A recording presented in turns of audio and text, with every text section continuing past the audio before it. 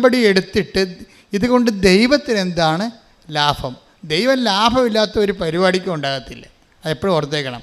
ക്രിസ്തുവിനെ വരെ നമുക്ക് തരുന്നതിൻ്റെ പിന്നിൽ നമ്മളെ വിലക്ക് വാങ്ങുന്നതിന് വേണ്ടി തന്നിരിക്കുന്നതാണ്. ക്രിസ്തുവിനെ അത്രയും ഭയങ്കര എക്സ്പെൻഡിച്ചർ മുടക്കിയിരിക്കുന്നതാണ്. തൻ്റെ ഏകജാതിനെ നൽകാൻ തക്ക വിധം ദൈവം തൻ്റെ സ്നേഹത്താൽ അത്രമാത്രം സ്നേഹിച്ചിട്ട് ദൈവത്തിന് ഈ വിഷയത്തിൽ ക്രിസ്തു എന്തെല്ലാം അതിന് നഷ്ടപ്പെടുത്തിയാലും, ക്രിസ്തുവിനെ വരെ നഷ്ടപ്പെടുത്തിയാലും ശരി, എനിക്ക് നിങ്ങളെ നഷ്ടപ്പെടരുതെന്നുള്ള വലിയൊരു മനസ്സിൽ നിന്നാണ് ഇതെല്ലാം രൂപപ്പെട്ട് വരണത്. പക്ഷേ അത് ദൈവത്തിൻ്റെ ആ മനസ്സ് ബോധപൂർവ്വം മനസ്സിലാക്കിയിട്ട് നിങ്ങൾ ഉടമ്പടി എടുക്കുമ്പോൾ തന്നെ ഈ കച്ചവടത്തിൽ ഈ വിനിമയം, നമുക്ക് കച്ചവടം മോശമാക്കുകയാണെങ്കിൽ ഞാൻ ഉപേക്ഷിച്ച് ഈ ഒരു വിനിമയം, ഒരു കവനൻ്റെ ഒരു വിനിമയമാണ്. ബൈലാറ്ററൽ എഗ്രിമെൻ്റ് ആകുമ്പോൾ ഒരു വിനിമയമുണ്ട് അതിൻ്റെ അകത്ത്. ഈ വിനിമയത്തിൽ ദൈവത്തിന് എന്താണ് മെച്ചം, ദൈവത്തിന് എന്നാ അതിൻ്റെ അകത്ത് കിട്ടണത് എന്ന് ആദ്യം നമ്മൾ മനസ്സിലാക്കി വെക്കണം. അല്ല നിങ്ങളെന്താ ചെയ്യണത്, നിങ്ങൾക്ക് എന്ത് കിട്ടുമെന്ന് വിചാരിച്ചുകൊണ്ടാണ് ഇത് വർക്കൗട്ട് ചെയ്യണത്. അതുകൊണ്ടാണ് ഈ വേസ്റ്റേജ് കൂടുന്നത്. അതിൻ്റെ കാരണം ആദ്യം ദൈവത്തിന് എന്ത് കിട്ടും, ദൈവം എന്താണ് ചെയ്യണത്, ദൈവം ഉദ്ദേശിക്കുന്ന ദൈവത്തിൻ്റെ ഒരു സ്വപ്നം എന്താണ്, നിങ്ങളിൽ ക്രിസ്തു രൂപപ്പെട്ടു വരണം. അതാ പ്രശ്നം. Receive Jesus Christ and get saved. കർത്താവിനെ സ്വീകരിച്ചു കൊണ്ട് രക്ഷിക്കപ്പെടുക എന്നുള്ളതാണ് ദൈവത്തിൻ്റെ അൾട്ടിമേറ്റ് എയിം. ദൈവത്തിൻ്റെ വിനിമയത്തിൽ ആത്യന്തികമായ ദൈവത്തിൻ്റെ ഒരു പ്രോഫിറ്റ് എന്ന് പറയുന്നത് നിങ്ങൾ ക്രിസ്തുവിനെ സ്വീകരിക്കുന്നതാണ്. അതുകൊണ്ടാണ് പൗരസപ്പോസം പറഞ്ഞ ക്രിസ്തുവിനെ സ്വീകരിക്കാൻ വേണ്ടി നമ്മൾ സ്വീകരിക്കുന്ന വരെ കുറേ വേസ്റ്റേജുകളുണ്ടാവും. ക്രിസ്തുവിനെ സ്വീകരിക്കാൻ വേണ്ടി ഫിലിപ്പി 3:7-8. ഫിലിപ്പി 3:8. അതെ. ഇവയെല്ലാം ക്രിസ്തുവിനെ പ്രതി നഷ്ടമായി ഞാൻ കണക്കാക്കി. ഇവ മാത്രമല്ല, എൻ്റെ കർത്താവായ യേശു ക്രിസ്തുവിനെ പറ്റിയുള്ള ജ്ഞാനം കൂടുതൽ വിലയുള്ളതാകയാൽ സർവവും നഷ്ടമായി തന്നെ ഞാൻ പരിഗണിക്കുന്നു. അവനെ പ്രതി ഞാൻ സകലവും നഷ്ടപ്പെടുത്തുകയും ഉച്ഛിഷ്ടം പോലെ കരുതുകയുമാണ്. അപ്പം ചില കാര്യങ്ങൾ വേസ്റ്റ് ഉണ്ടാകും, അത് ക്രിസ്തുവിനെ പ്രതിയാണ് വേസ്റ്റ് ഉണ്ടാകുമ്പോൾ നമ്മളോട് അയ്യോ വേസ്റ്റ് ആയപ്പോലെ ഇനി എന്ത് ചെയ്യുന്നില്ല. ഇത് നിങ്ങൾ ജീവിതത്തിൽ സംഭവിച്ചിട്ടുള്ള വേസ്റ്റുകൾ, ഇപ്പോഴത്തേം നാൾ നിങ്ങളുടെ പരിശ്രമങ്ങളില്ലേ, നിങ്ങൾ എന്തുമാത്രം ഇൻട്രസ്റ്റ് എഴുതി, എന്തുമാത്രം ഇൻ്റർവ്യൂവിന് പങ്കെടുത്ത്, എത്ര ചെറുക്കന്മാർ വന്ന് നിങ്ങളെ കണ്ടു, എന്തുമാത്രം കാപ്പിയും ബിരിയാണിയും മിക്സറൊക്കെ അവന്മാർ കഴിച്ചിട്ട് പോയി, എന്നിട്ട് ഒരു കല്യാണം ഒത്തില്ലല്ലോ. എന്തുമാത്രം വേസ്റ്റേജാണ് വരണത് ജീവിതത്തിൽ. ഞാൻ ജീവിതത്തെക്കുറിച്ചാണ് സംസാരിക്കണത്, നിങ്ങളോർക്കും വേറെ കാര്യമാണ്. ഞാൻ ജീവിതത്തെക്കുറിച്ച് തന്നെ സംസാരിക്കണത്. അപ്പോൾ ഇങ്ങനെ നമ്മൾ നഷ്ടപ്പെടുത്തിയ കുറേ വേസ്റ്റുകളുണ്ട്. ഈ വേസ്റ്റുകൾ നമുക്ക് തന്നിരിക്കുന്ന വികാരം എന്താണ്? നിരാശ, പരാജയബോധം, കുറേ സാധനമില്ലേ നമ്മുടെ വേസ്റ്റ്. നിങ്ങൾ ഞാൻ കൽക്കട്ടായി വരെ പോയി ആ വിസ ഇൻ്റർവ്യൂവിന് പങ്കെടുത്തതാണ്, എന്നിട്ട് അത് കിട്ടിയില്ലെന്ന് പറയും. കാശും പോയി, വിസയും കിട്ടിയില്ല, സമയവും പോയി, വേസ്റ്റായില്ലേ. അപ്പം ചില പറയും ഞാൻ മദ്രാസ് വരെ പോയി ആ പരീക്ഷ എഴുതിയതാണ്. എനിക്കന്ന് പനിയായിരുന്നു, എനിക്കന്ന് പീരീഡ്സ് ആയിരുന്നു, ഭയങ്കര കഷ്ടപ്പാട്. ഞാൻ പറഞ്ഞാണ് മമ്മിയോട് പോണില്ല. മമ്മിയാണ് എന്നെ ഉന്തി തള്ളി വിട്ടത്. എന്നിട്ട് അതും കിട്ടിയില്ല, ഞാൻ അകപ്പെട്ടു പോയി. അപ്പം നമുക്ക് ഒത്തിരിയേറെ സങ്കടങ്ങൾ. ഇത്രയും കഷ്ടപ്പെട്ടിട്ട് ഒരു പ്രയോജനമില്ല, വെറുതെ അലയാവുന്നില്ല, ഒരു കാര്യമില്ലല്ല. ഇതാണ് വേസ്റ്റ് എന്ന് പറയുന്നത്. മനസ്സിലായോ വേസ്റ്റ്? ഈ വേസ്റ്റ് കൊണ്ട് എങ്ങനെ വിളക്ക് കത്തിക്കാമെന്ന് നോക്കണം. ഈ വേസ്റ്റ് എടുത്തിട്ട് എന്താ ചെയ്യണത്? ബൈബിൾ പറയണത് ഈ വേസ്റ്റ് എല്ലാം നീ ക്രിസ്തുവിൻ്റെ അക്കൗണ്ടിലേക്ക്, പിതാവായ ദൈവത്തിൻ്റെ അക്കൗണ്ടിലേക്ക് സെൻഡ് ചെയ്യണം. അതാണ് വിഷയം. നീ അത് വെച്ച് നിരാശയായിട്ട് അനുഭവിച്ചുകൊണ്ടിരിക്കരുത്. ഉടമ്പടി സൂപ്പർ പദ്ധതിയാണ്. ഈ സംഭവം മുഴുവനും നിനക്ക് നഷ്ടപ്പെട്ട നഷ്ടങ്ങളെല്ലാം എഴുതിയിട്ടിട്ട് പിതാവിൻ്റെ അക്കൗണ്ടിലേക്ക് ക്യാരി ഓവർ ചെയ്യണം. അപ്പാ, ഇതെല്ലാം ഞാൻ വിശ്വാസത്തോടെ പ്രത്യാശയോടെ സ്വീകരിക്കുന്നു. ഞാൻ സഹിച്ച സഹനങ്ങൾ, നഷ്ടങ്ങൾ, അതുപോലെ തന്നെ കോട്ടങ്ങൾ, എൻ്റെ ജീവിതത്തിലെ ഉച്ഛിഷ്ടങ്ങൾ, ഇതെല്ലാം ക്രിസ്തുവിനെ നേടാൻ വേണ്ടി നിൻ്റെ മഹത്വത്തിന് വേണ്ടി കാഴ്ചവെക്കുന്നു. Praise the Lord. അപ്പോൾ ഒന്ന് പറഞ്ഞേ, അപ്പാ എൻ്റെ ജീവിതത്തിൽ വന്നിട്ടുള്ള പരാജയങ്ങള് ഒരു ആവശ്യമില്ലാത്ത പരാജയങ്ങള് മറ്റുള്ളവരുടെ ഉപദേശത്താൽ അടിച്ചേൽപ്പിക്കപ്പെട്ട പദ്ധതി കൊണ്ട് ഞാൻ തന്നെ ഒരു തോൽവിയായി മാറിയ മുഹൂർത്തങ്ങളെ അപ്പാ ഇത്തരം ജീവിത ഉച്ഛിഷ്ടങ്ങളെ നിന്റെ നാമത്തിന്റെ മഹത്വത്തിനായി നിന്റെ പുത്രനെ സ്വീകരിക്കാൻ വേണ്ടി ഞാൻ നിന്നെ നിനക്ക് സമർപ്പിക്കുന്നു. ഈ വേദനകളെ സ്വീകരിച്ചുകൊണ്ട് നീ എന്നിൽ അപ്പാ ക്രിസ്തുവിനെ രൂപപ്പെടുത്തണമേ. ഈ വേദനകളെ വേസ്റ്റുകളെ സ്വീകരിച്ചുകൊണ്ട് അപ്പാ നീ എന്നിൽ ക്രിസ്തുവിനെ രൂപപ്പെടുത്തണമേ. ആരാധന ഈശോയെ, നിന്നെ നേടുവാൻ വേണ്ടി എല്ലാം ഇഷ്ടം പോലെ കരുതുവാനുള്ള വലിയ കൃപ നൽകണമേ. ഞങ്ങളുടെ സഹനങ്ങൾ കൃപകളാക്കി മാറ്റണം. വലുതാക്കണേ നിന്റെ സ്നേഹത്തിൻ നിഴലാക്കണേ. എന്നെ കുരിശോളം വലുതാക്കണേ. നിന്റെ സ്നേഹത്തിൻ നിഴലാക്കണേ. പരിശുദ്ധ പരമദിവ്യകാരുണ്യത്തിന് ആരാധനയും സ്തുതിയും പുകഴ്ചയും ഉണ്ടായിരിക്കട്ടെ. അതായത് ഒരു കൺഫ്യൂഷൻ എപ്പോഴും ബൈബിള് സൂക്ഷിക്കുന്നത് ക്രിസ്തു എവിടുന്ന് വരുമെന്ന് അറിയത്തില്ലെന്ന് ബൈബിൾ പറയുന്ന ഒരു സംഭവമാണ്. സത്യമായ ഒരു ആധ്യാത്മിക അനുഭവമാണ്.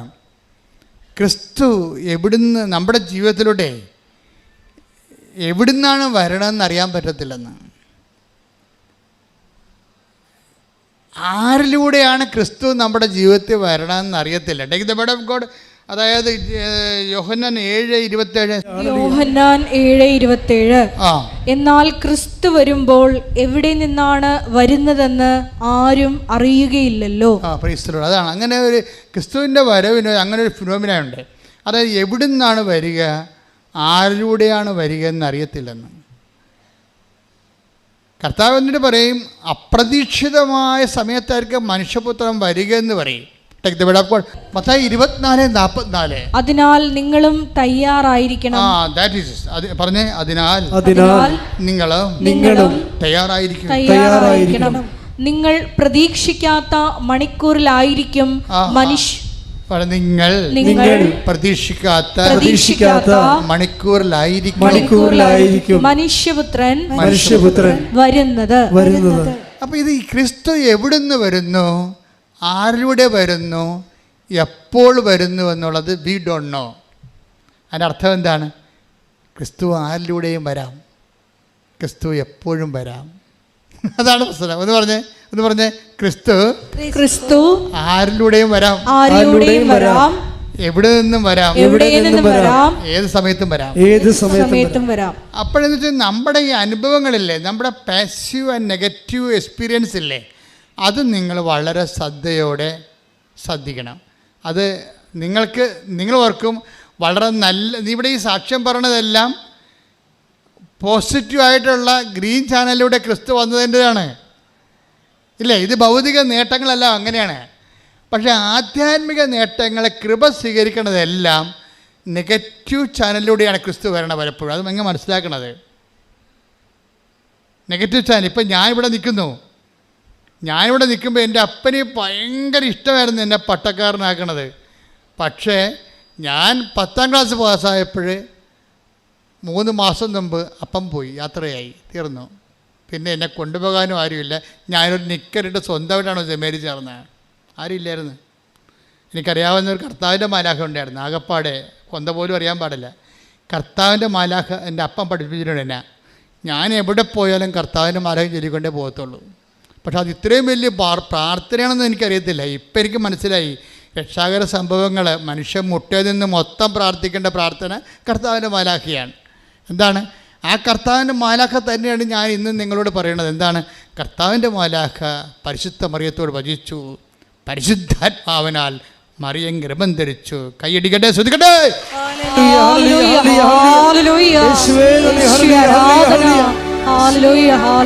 ദാസിയുടെ താഴ്മ തൃക്കൺ പാർത്ത ഉന്നതൻ ദാസരെ ഉയർത്താൻ എഴുന്നള്ളുകയാ. ദാസിയുടെ താഴ്മ തൃക്കൺ പാർത്ത ഉന്നതൻ ദാസരെ ഉയർത്താൻ എഴുന്നള്ളുകയാ. എന്തൊരാനന്ദം, എന്തൊരാനന്ദം, അമ്മ മേരിയൊപ്പം ആരാധിക്കുമ്പോൾ. എന്തൊരാനന്ദം, എന്തൊരാനന്ദം, അമ്മ മേരിയൊപ്പം ആരാധിക്കുമ്പോൾ. പരിശുദ്ധ പരമദിവ്യകാരുണ്യത്തിന് ആരാധനയും സ്തുതിയും പുകഴ്ചയും ഉണ്ടായിരിക്കട്ടെ. അപ്പം മരിച്ചത് ഒരു നെഗറ്റീവ് കാര്യമാണല്ലേ? അപ്പം മരിച്ചത് പിന്നെ എന്താണ്? അതിലൂടെ ഉണ്ടായ ഇമ്പാക്റ്റ് എന്താ? എൻ്റെ അപ്പൻ്റെ മരണത്തിലൂടെ ഉണ്ടായ ഇമ്പാക്റ്റ് എന്താണ്? എൻ്റെ കോൺഫിഡൻസ് തകർന്നു പോയി. നിൻ്റെ അപ്പൻ മരിച്ചാലും നിൻ്റെ കോൺഫിഡൻസ് തകർന്നാലും തകരാത്ത ഒരു ആളാണ് ക്രിസ്തു. കൈയടിക്കട്ടെ, ശ്രദ്ധിക്കട്ടെ.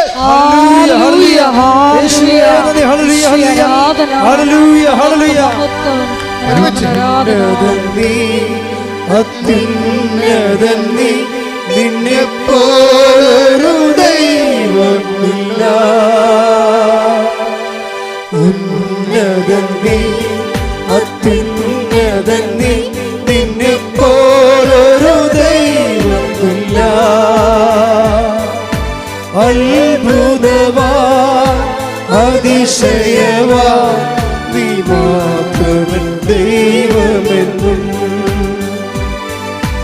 അത്ഭുതവാ, അതിശയവാ, നീ മാത്രമൻ ദൈവമെന്നും. അപ്പം ഇങ്ങനെ ഒരു സിറ്റുവേഷനിലാണ് ഞാൻ സെമിനാരി തന്നെത്താൻ വന്ന് ചേർന്നത്. അത് കാരണം എനിക്ക് എപ്പോഴും പേടിയുണ്ടാവും.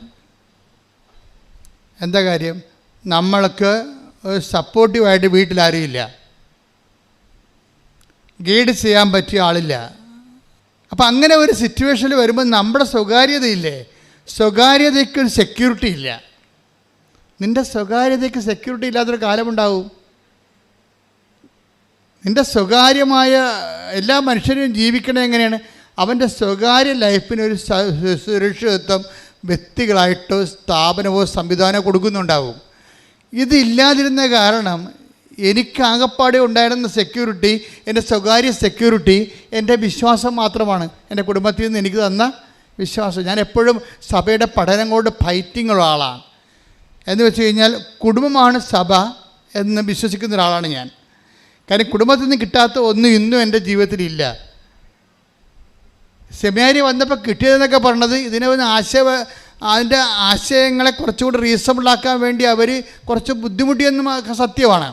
പക്ഷേ ഞാൻ അനുഭവത്തിൽ വിശ്വസിച്ച് വന്നത്, എൻ്റെ അപ്പം 12 മണി പട്ടാപ്പകലൊക്കെ ഈ വീട്ടിലെ പറമ്പിലൊക്കെ ജോലി ചെയ്തും വന്നിട്ട് അപ്പം കണ്ണീരിട്ട് 12 തിരികെ കത്തിച്ച് അപ്പം കൈവിരിച്ചൊക്കെ ഈശോയുടെ മുമ്പിൽ നിൽക്കണ ഞാൻ കണ്ടിട്ടുണ്ട്. അപ്പം അപ്പം തന്നെയാണ് ബൈബിള്, അപ്പം തന്നെയാണ് വേദപാഠപുസ്തകം. അപ്പനെയും അമ്മയേക്കാൾ വലിയ മതപുസ്തകങ്ങളില്ല. അതുകൊണ്ട് അപ്പനും അമ്മയും എപ്പോഴും ഓർക്കുക, നിങ്ങളുടെ മക്കളുടെ മുമ്പിൽ നിങ്ങളാണ് ദൈവത്തിൻ്റെ വിശുദ്ധ വേദപുസ്തകം. ശ്രദ്ധിക്കട്ടെ.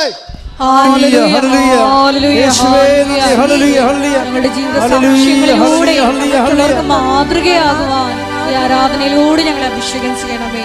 ആരാധന, ആരാധന, യേശുവേ ആരാധന. ഞാൻ കഴിഞ്ഞ ദിവസങ്ങളിൽ ഇവിടെ പ്രാർത്ഥിച്ചുകൊണ്ട് കുഞ്ഞിന് വേണ്ടി പ്രാർത്ഥിക്കുകയാണ്. ആ കുഞ്ഞിനെന്തോ ചെവി കേൾക്കാൻ പാടില്ല. ആ കുഞ്ഞിന് വേണ്ടി പ്രാർത്ഥിക്കുമ്പോൾ എന്നോട് അമ്മ പറഞ്ഞത്, ചെവി മൊത്തമല്ല, അല്പം കേൾക്കാൻ പാടില്ല. പക്ഷേ അമ്മ എന്നോട് പറഞ്ഞത്, കുഞ്ഞിന് ഭയങ്കര പേടിയാണ് അച്ഛാ.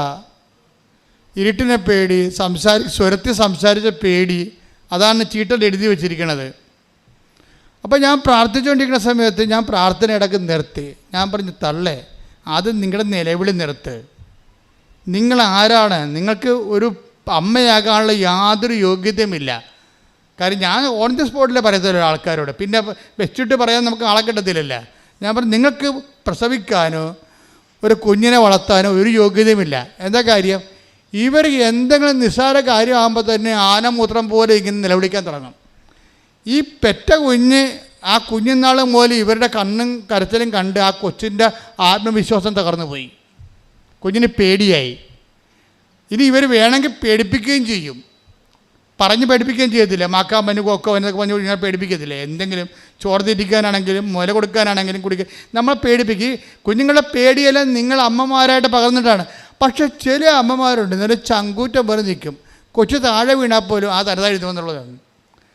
കൊച്ചുങ്ങളെ വീഴും, അതൊക്കെ തരതാഴ്ത്തുമെന്നുള്ളത്. നമ്മൾ ചെന്നാൽ മാത്രമേ നിലവിളിക്കത്തില്ല, അല്ലെങ്കിൽ ആ കൊച്ചു തരതാഴ്ന്നിട്ട് വരുവേ.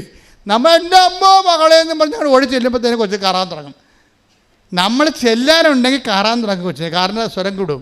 നമ്മൾ മൈൻഡ് ചെയ്യില്ല. ആരും അമ്മ നിങ്ങൾക്കറിയാമോ, അങ്ങോട്ടും ഇങ്ങോട്ടും കൊച്ചു നോക്കിയിട്ട് അങ്ങോട്ടും കൊച്ചു അമ്മനെ കണ്ടില്ലെങ്കിൽ തന്നെത്താഴ്ന്നിട്ട് ഒരു സംഭവം. അപ്പം നമ്മൾ എപ്പോഴും ശ്രദ്ധിക്കേണ്ട കാര്യം, കുഞ്ഞുങ്ങളുടെ ആത്മവിശ്വാസം കെടുത്തണമൊന്നും ചെയ്യരുത്, മാനുഷികമായ ഭാഷയെ പറഞ്ഞാൽ. പക്ഷെ ദൈവം തൻ്റെ പുത്രൻ നമുക്ക് നൽകുമ്പോൾ നമ്മുടെ ഈ മാനുഷികാവകാശം ചില സമയത്ത് ഡാമേജ് ചെയ്യും. അതിൻ്റെ ഉദ്ദേശം എന്ന് വെച്ച് കഴിഞ്ഞാൽ, നീ ക്രിസ്തുവിനെ സ്വീകരിക്കാൻ വേണ്ടി മാനുഷികമായ ഒരു അഹങ്കാരത്തിൽ ക്രിസ്തുവിനെ സ്വീകരിക്കാൻ പറ്റത്തില്ല. താമറിനായാലും റൂത്തിനായാലും ഒക്കെ ഈ മനുഷ്യാത്മാവ് ലോകാത്മാവ് ഇത്തിരി കൂടുതലാണ്. അതുകൊണ്ട് മറിയത്തിൻ്റെ അടുത്ത് വന്നപ്പോൾ മറിയം ആണ് ഒത്ത ആളായിട്ട് ദൈവത്തിന് കിട്ടിയത്. മറിയം ചില്ലറപ്പുള്ളിയല്ലേ. മറിയം എന്തെങ്കിലും പറഞ്ഞാൽ സമയമായെന്ന് മറിയം പറഞ്ഞാൽ എന്തുകൊണ്ടാണ് കർത്താവും പറയണത്? സമയമായെന്ന് അമ്മ പറഞ്ഞാൽ സമയമായി എന്ന് പറഞ്ഞാൽ എന്താ? മറിയത്തിനെ വിട്ടങ്ങനെ ദൈവത്തിന് ചെയ്യാൻ പറ്റത്തില്ല. എത്ര 4000 കൊല്ലത്തെ സ്ത്രീകളെ മുഴുവനും ഇൻ്റർവ്യൂ ചെയ്ത് മാറ്റിയിട്ടല്ലേ ഈ ആളെ എടുത്തിരിക്കണത്. അപ്പോൾ ആൾ ചില്ലറപ്പുള്ളിയൊന്നും അല്ലല്ലോ. അതാണ് പക്ഷേ ആളെ മനസ്സിലാക്കണം നമ്മൾ ആദ്യം. അപ്പോൾ എന്താ സംഭവിച്ചതെന്ന് വെച്ചാൽ, അമ്മ പറഞ്ഞു, അപ്പാ പറഞ്ഞു എനിക്ക് മനസ്സിലായി, ഇത് നല്ല റിസ്ക്കുള്ള പരിപാടിയാണ്, ഇത് 10-33 കൊല്ലത്തെ പദ്ധതിയാണ്, ഇത് ചോരയും കണ്ണീരും മാത്രമേ ഈ പദ്ധതിയിലുള്ളൂ, ഞാൻ കുരിശിന് ചുവട്ടി വരെ നിൽക്കണമെന്നൊക്കെ എല്ലാം. കാരണം ഹൃദയത്തിൽ സംഗ്രഹിച്ചു എന്ന് പറയുമ്പോഴേ ടോപ്പ് വെളിപാട് നടക്കുമ്പോൾ അമ്മ ഉടനെ അതിനെക്കുറിച്ച് സംസാരിക്കത്തില്ല. കാരണം സംസാരിച്ചുകൊണ്ട് കാര്യമില്ലാത്ത വിഷയമാണ്. അതെന്ത് ചെയ്യും? അമ്മ അത് ഹൃദയത്തിൽ സംഗ്രഹിക്കും. കുരിശിൻ്റെ അംശമുള്ള നമ്മുടെ പെസഹാപ്പത്തിലൊക്കെ കുരിശ് വെച്ച് വരത്തില്ലേ? അപ്പോൾ കുരിശ് വെച്ച് വരുന്ന അനുഭവങ്ങളുണ്ട്. അതിൽ തന്നെ കുരിശ് വെച്ച് വരുന്ന അനുഭവങ്ങളുണ്ട്. കുരിശ് വെച്ച് വരുന്ന അനുഭവങ്ങൾ അമ്മ കഴിച്ചാൽ പിന്നെ മിണ്ടത്തില്ല. അമ്മ മിണ്ടാണ്ടിരിക്കും. എന്താ കാര്യം? ഇത് കാൽവരി വരെ പോകുന്ന ഒരു പദ്ധതിയാണിത്. ചെറിയ യാത്രയല്ല. ഇതിപ്പോൾ ടൈമിൽ ചെയ്ത് തീർക്കാനുള്ളതല്ല. അതുകൊണ്ട് ഹൃദയത്തിൽ സംഗ്രഹിച്ച് അതേക്കുറിച്ച് ധ്യാനിച്ചുകൊണ്ടിരിക്കും. ഈ ധ്യാനം ആദ്യം തുടങ്ങിയ മംഗളവാർത്ത സമയത്തിലാണ്. മംഗളവാർത്തയിൽ പെട്ടെന്ന് അമ്മ പറഞ്ഞു, അപ്പ പറഞ്ഞ എല്ലാം എനിക്ക് മനസ്സിലാകുന്നുണ്ട്, പരിശുദ്ധാത്മാവിനോട് പറയണ്ടേ, എനിക്കിതിനകത്ത് ഒന്നേ പറയുന്നുള്ളൂ, ഇനി എന്തെല്ലാമൊക്കെ കാഷ്വാലിറ്റി ഉണ്ടായാലും behold the hand made of the Lord, ഇതാ കർത്താവിൻ്റെ ദാസി. പിന്നെന്ത് ചെയ്യണം?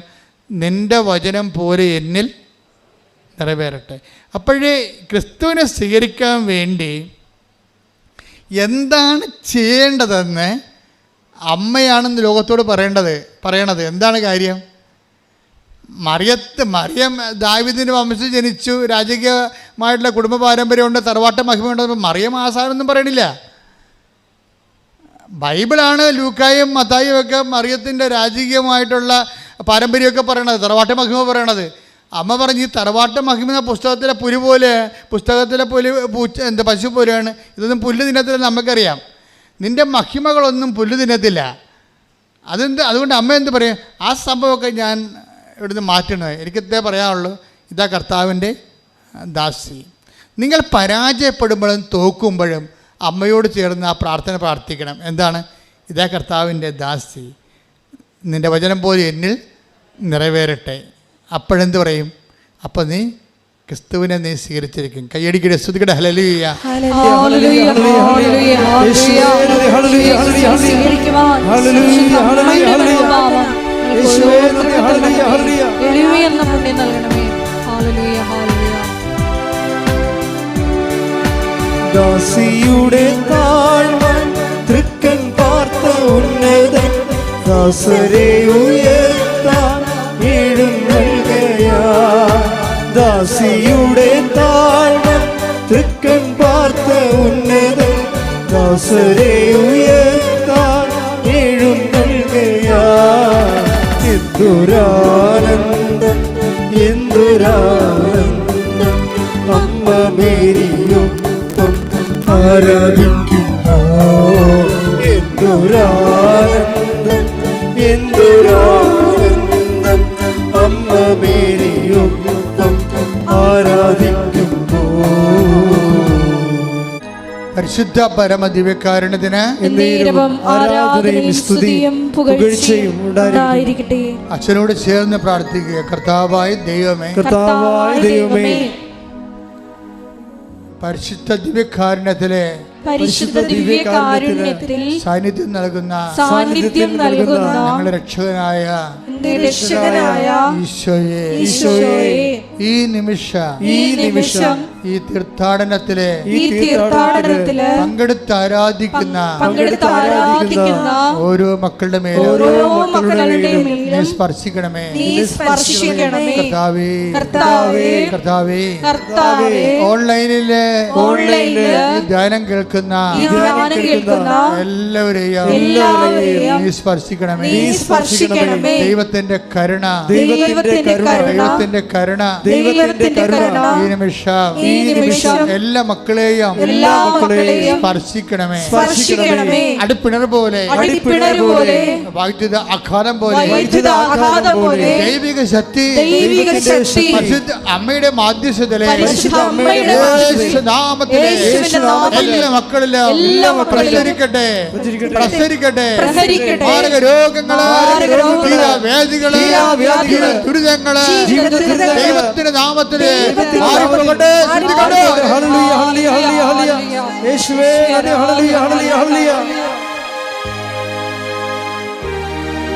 ഈശ്വരാധന മഹത്വ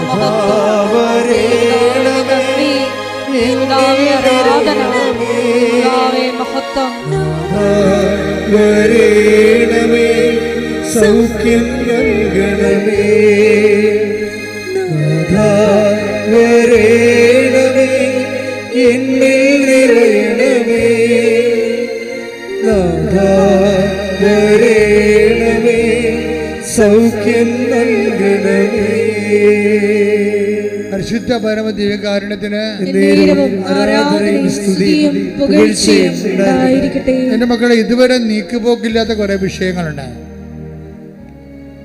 അതിനുമേൽ ദൈവിക തീരുമാനം ഉണ്ടാകാൻ പരിശുദ്ധ അമ്മയോട് ചേർന്നുകൊണ്ട് ദൈവത്തെ മഹത്വപ്പെടുത്തിക്കൊണ്ട് ശ്രദ്ധിക്കട്ടെ. Hallelujah, hallelujah, hallelujah, hallelujah, hallelujah. യേശുവേ നന്ദി. Hallelujah, hallelujah.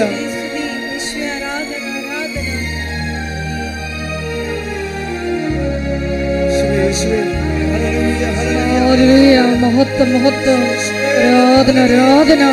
ഹല്ലേലൂയ. ഈശോയെ, ഞങ്ങളുടെ ജീവിതത്തിൽ നടപ്പിലാകാത്ത എല്ലാ ജീവിത വിഷയങ്ങളെയും ജീവിത ദുരിതങ്ങളിലെയും ഈ ആരാധനയിലൂടെ ഏറ്റെടുക്കണമേ.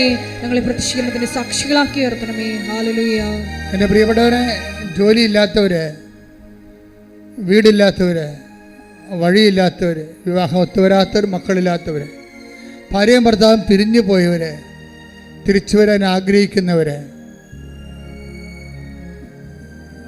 ഒരു പങ്കാളിയുടെ ജീവിതം തന്നെ പൂർണ്ണമായി ഇരുട്ടിലാകപ്പെട്ടു പോയവർ, പങ്കാളിയോട് ക്രൂരത കാണിക്കുന്നവർ, നിയമപരമായിട്ട് വൈരാഗ്യവും പ്രതികാരം കാണിക്കാൻ വേണ്ടി ദൈവത്തിൻ്റെ ഉടമ്പടിയെപ്പോലും പ്രതികാരത്തിൻ്റെ ഉപകരണമാക്കി മാറ്റുന്ന പൈശാചിക ചിന്തയുള്ളവർ, അവരെല്ലാം മാനസാന്തരപ്പെടാൻ വേണ്ടി ശ്രദ്ധിക്കട്ടെ. Hallelujah, hallelujah, hallelujah, hallelujah, hallelujah.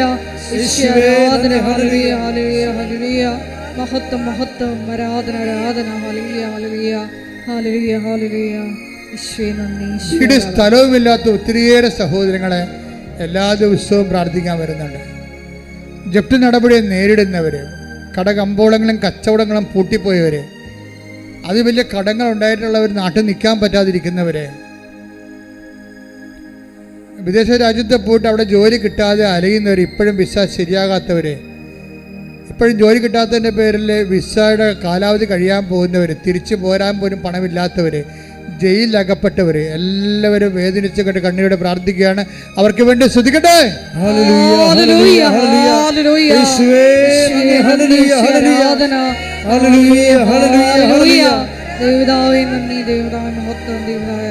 മക്കളില്ലാത്തവര്,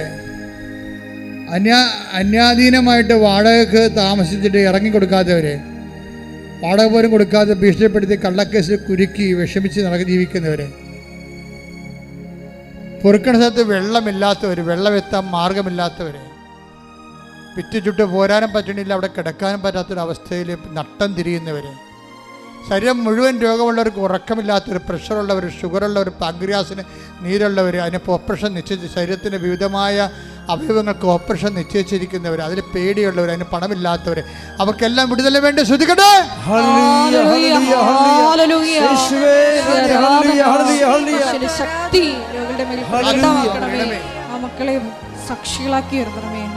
ആത്മാവാം ദൈവമേ വരണേ, എൻ്റെ ഉള്ളിൽ വസിക്കാൻ വരണേ. ആത്മാവാം ദൈവമേ വരണേ, എൻ്റെ ഉള്ളിൽ വസിക്കാൻ വരണേ. ദാഹിച്ചു നിന്നെ ഞാൻ തേടുന്നു, സ്വർഗം തുറന്നിറങ്ങി നീ വരണേ. ദാഹിച്ചു നിന്നെ ഞാൻ തേടുന്നു, സ്വർഗം തുറന്നിറങ്ങി നീ വരണേ. ആത്മാവാം ദൈവമേ വരണേ, എൻ്റെ ഉള്ളിൽ വസിക്കാൻ വരണേ. ഏപ്രിൽ, മെയ്, ജൂൺ മാസങ്ങളിലെ ഉടമ്പടി എടുത്ത് പോയിരിക്കുന്നവരെ, അത് ഉടമ്പടിയുടെ പുതുക്കി ജീവിച്ചുകൊണ്ടിരിക്കുന്നവരെ, അതിൽ പ്രതിസന്ധിയുള്ളവർക്ക് വേണ്ടി പ്രത്യേകം ഈ ആരാധനയിൽ ഓർത്ത് മൗനമായി പ്രാർത്ഥിക്കേണ്ട സമയമാണിത്. അവർ ഈ ആരാധന കൂടിക്കൊണ്ട് പ്രാർത്ഥിക്കേണ്ടതാണ്. ഈ മാസം ഇപ്പോൾ ഉടമ്പടി എടുത്തുകൊണ്ടിരിക്കുന്നവർ, ഈ മാസം ജൂലൈ അവസാനം വരെ ഉടമ്പടി എടുക്കാൻ പോകുന്നവർ, ഈ 3 മാസങ്ങളിൽ ഇവിടെ സാക്ഷ്യം പറഞ്ഞവരെ, അവരുടെ സാക്ഷ്യാനുഭവം നിലനിൽക്കുന്നതിന് വേണ്ടി ശ്രദ്ധിക്കട്ടെ. ഹല്ലേലൂയ, ഹല്ലേലൂയ, ഹല്ലേലൂയ, യേശുവേ, നാളിതുവരെ സാക്ഷ്യങ്ങൾ പറഞ്ഞവരുള്ള എല്ലാ മക്കളെയും കൃപയുടെ വലിയ ദൈവമേ വരണേ, എൻ്റെ ഉള്ളിൽ വസിക്കാൻ വരണേ.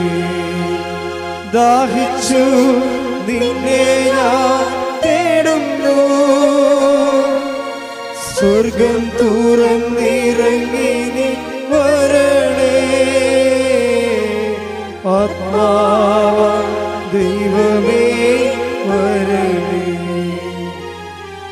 എൻ്റെ ഉള്ളിൽ വസിക്കാൻ വരണേ. മക്കളില്ലാത്തവരെ, കൂടെ കൂടെ അബോർഷൻ ഉണ്ടാകുന്നവരെ,